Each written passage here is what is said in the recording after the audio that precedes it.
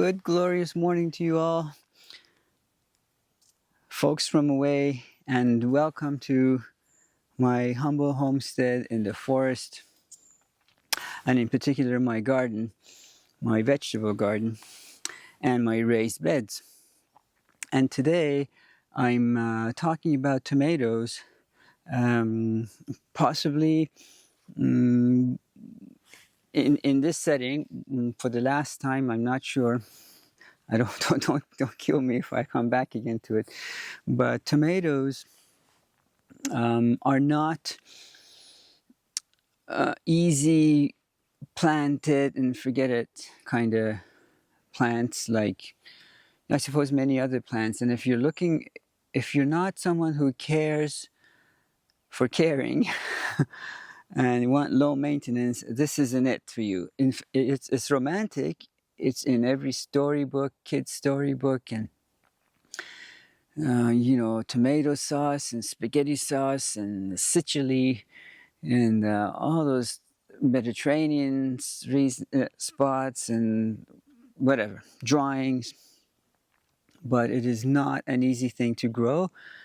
I mean, it's easy, but you have to love it and caring for it. And just like all other plants, I'm good with that. I love it. It's a labor of love for me. So, not a chore at all. I'll take this any day over doing probably what you do in the city. I don't know.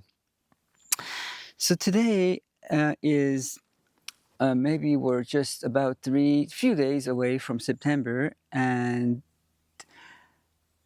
that means three things, I think. Let me see, 1, 2, 3, and those are. Let's go through them. Maybe more. I don't know. The days are getting shorter. We are now at least 2 hours less daylight than we used to have 2 months ago from the height of the summer. And so, not height of the summer, height of the daylight. And as we go more and more into September and fall, daylights will be even shorter and shorter. So, and also the angle of the sun will be less and less. So instead of being more direct on them, they'll have to be coming through the forest. If you see any trees behind me, and so they may not, direct sunlight might not hit them as much. So that's two things. Thirdly, as we're going into September and onwards, temperatures are going to drop, not significantly, but not significantly, considering, say, 2-3 weeks ago, we were at about 40 degrees. Right now, you see, I have 2 layers on because it's about 10 degrees right now. At about not even 9 o'clock in the morning. But the fact is that the point is where we're going.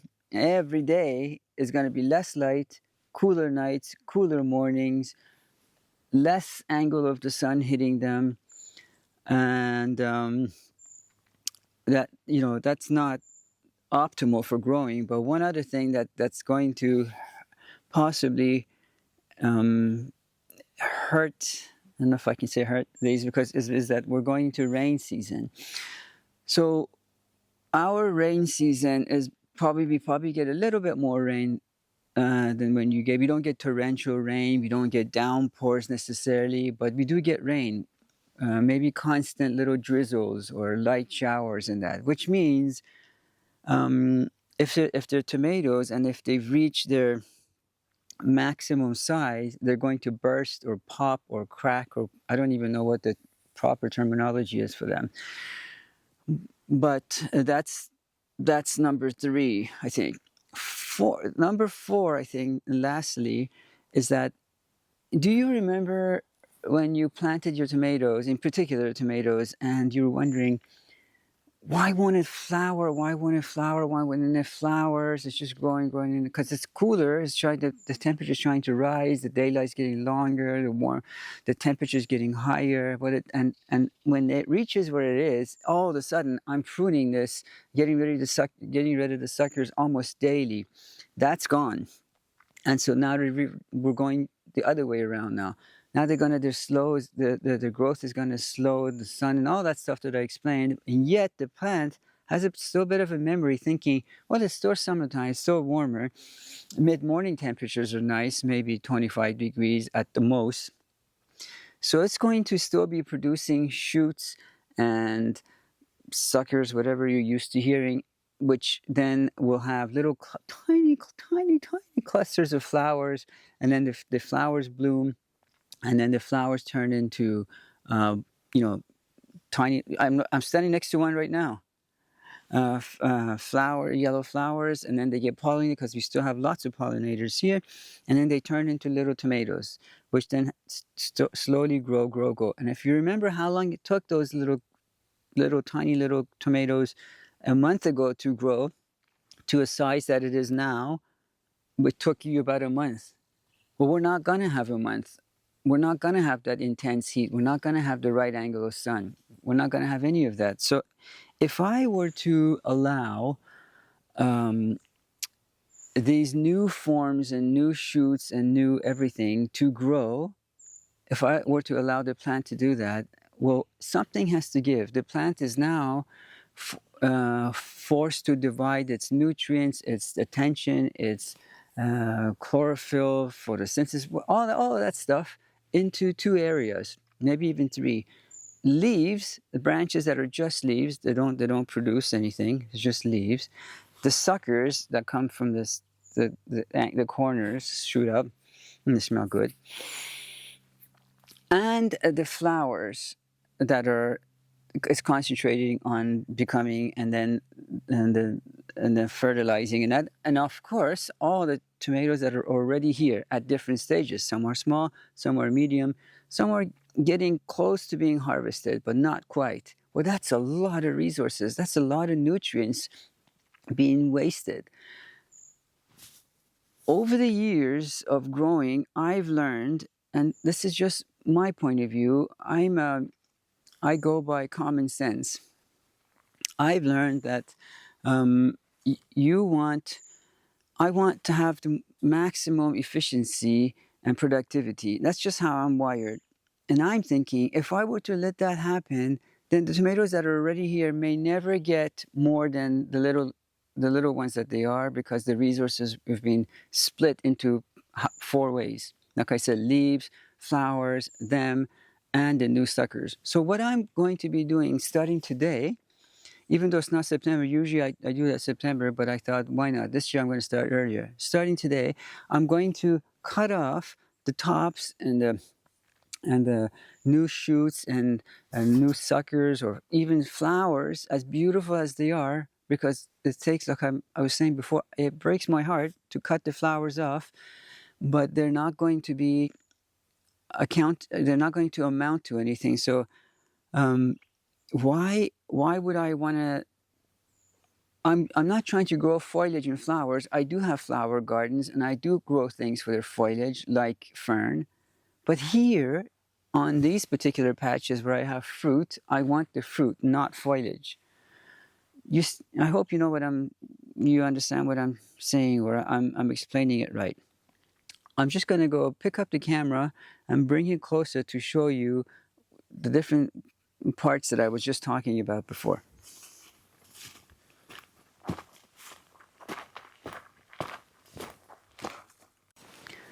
So, all right, folks. Here you can see these tiny little yellow flowers. I'm going to cut them off.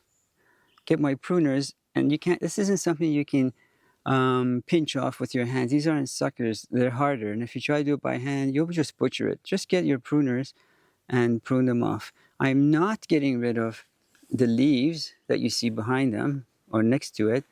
I'm leaving those behind for photosynthesis and for them to make food and chlorophyll and everything else. but just not the flowers. There's another set of flowers behind it. Look, this one plant has 2 sets of flowers.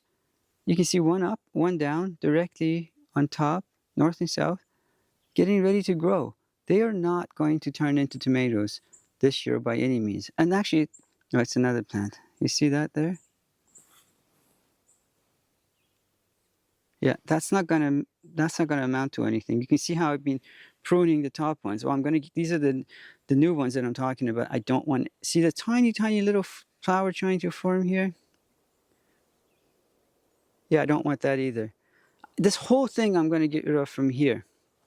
You see, from here, I'm gonna cut it. So this whole part isn't there. And I'm gonna go around and do the same thing for all of my tomatoes that are spread around different parts of the garden, and they are different varieties. Now, one thing I have to say is that I've mentioned this before, and you may have seen me do it. At this time, as I do this, I'm going to get rid of the dead and dying leaves. You can see some here. You see? I'm only going to be, keeping the healthy leaves. And they will do, like I said, they're making food, and they also shelter them from, I guess, some cooler nights. But if you have grown, I don't know how many varieties of tomatoes we have here, many, in the 4 or 5 raised beds. But if you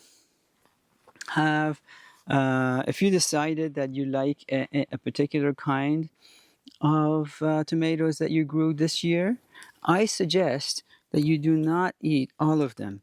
Let one really get really big and maybe even burst or whatever, and you use that for its seeds, for seed saving for next year. And that's how you can be sure that you have seeds for next year. You don't have to buy them. You know where they came from. And if you look here, I'm doing the same thing here. That big bush that's hanging over, it looks overgrown and untidy, but those yellow flowers are giving me seeds. Plus the pollinators are still around. On this side, I've shown it to you before, but here it is again. You can see the parsley patch, but right closest to the left, right this area here, that's all going to seed. I'm going to hold on to them. Same thing for my cilantro, same thing for my dill, same thing for broccoli or whatever. So that's the time to do it. Now, if you have onions, in this case, you can see in the very center of the screen, seeds. Now, if you have tomatoes that have reached their size, but they're not quite green, now is the time to get them. When I say now, your zone will probably be, not harvestable till, you don't have to do what I'm doing now until maybe mid-September, maybe October, maybe mid-October. I don't know what your growing zone is, but my point is that it will all come to an end unless you're inside in a hoop situation or aquaponics, hydroponics. It will all. If you're outdoors, there is a limit to how much you can grow, and so bring them in when they reach their size and start to change color. In fact, here's let me show you. Here's an example here of my paste tomatoes. This is what I use to make tomato paste stuff. You can see the 2 or 3 orange ones there. Let me get closer.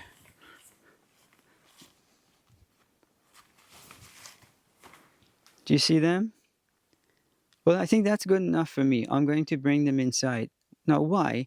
You might say, why wouldn't you want to leave them out to be